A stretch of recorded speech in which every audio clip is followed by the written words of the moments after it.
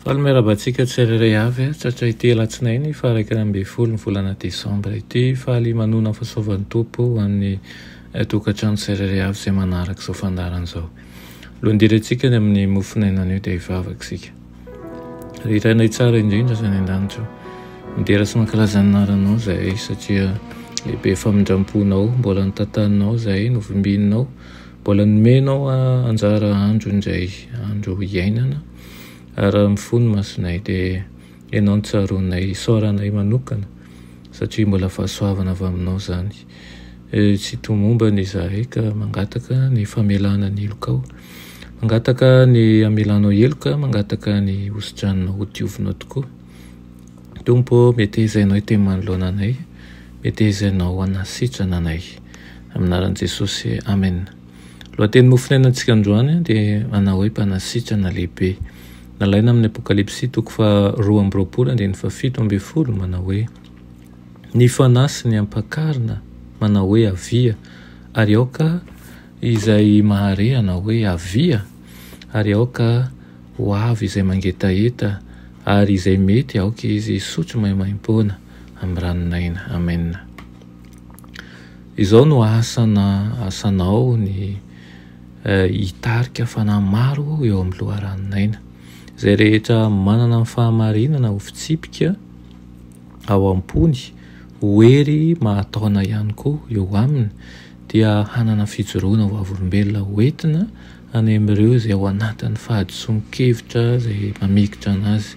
Isaorana Andriamanitra fa rehefa navelona mandrakizay mba hitaridalana antsika ho amin'ny marina rehetra dia mbola eo mandrakariva. Natao hotoriana tokoa manko izany fahamarinana izany fa tsy ho kobonina ho an'ny tenantsika samy irery tsy akory.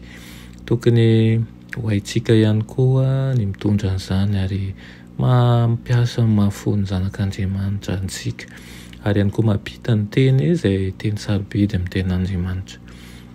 Aza manetsika ny fisalasalana fa hatanjao amin'ny alalan'ny teny rehetra sy ny toe-tsaina ary ny fomba fanao ny finoana. Aoka ho fantatry ny olona fa manana mpamonjy velona isika, dia fiainana tena izy sy fiainana ara-panahy izay tokony ho raisina sy ho zaraina. Misy fanahy marobe tokony ho foazina, maro ny tokony handray ny fifalian'ny famonjena ho ao am-pony. Efa naniasa izy ireny ary tsy nanorina ny toetra tsara kanefa fifaliana ho an'Andriamanitra ny anarina azy indray. Hitondra fahombiazana sy fifaliana ary toko voamasina izany, fanambarana velona. Ilazao ireo mahantra kivy izay niala tamin'ny lalamarina, ilazao izy ireo mba tsy ho very fanantenana fa misy fanasitranana sy fanadiozana ho amin'ny fanahy rehetra izay hanantona an'i Kristy. Tsy lavitra ny tsirairay avy amintsika Kristy amin'ny ora izay andrakofan'ny rahona matevina ny fanahintsika.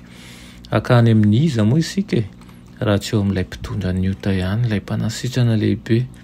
Misy fifaliana ho an'ireo izay rehetra mametraka ny fitokiana ao aminy ary koa mampiasa ny finoana izay miasa ny fitiavana sy madio ny fanahy.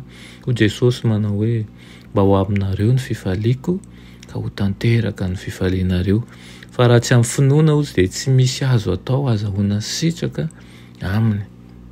Marary ny paralisisa, ny ozakery sy ny ozatatitra ara-panahy an'ireo zanak'Andriamanitra.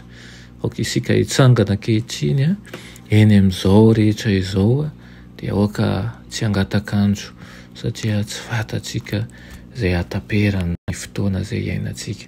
Aoka hanararoatra ny fotoana rehetra izay omeny Tompo antsika, indrindra izao maraina izao, ity tontolo andro ity mba ho tontolo andro hitondranao fasitranana ho an'ny hafany eo amin'ny tontolo rehetra misy anao. Amen. Afaka isika sotranao izay ry tompotianay fa mbola mananatra anay ianao ary manome fanantenana ihany koa ny amin'ny zavatra rehetra nomenao anay ka tokony ho zarainay amin'ny hafa. Ianao ilay mpanasitrana lehibe no angatahana ihany koa nasitrana ny atifony tsirairay avy, ny fiainana ara-panany tsirairay avy, ny toe-tsainy tsirairay avy, ny ao anatiny tsirairay avy. Aoka ianao rery ihany no anjaka aminay. Izao rehetra tsy avy aminao ny oroasina amin'ny anaranao tokoa, fa efa anao ary olonao tokoa izay. Anaran'i Jesosy. Amen.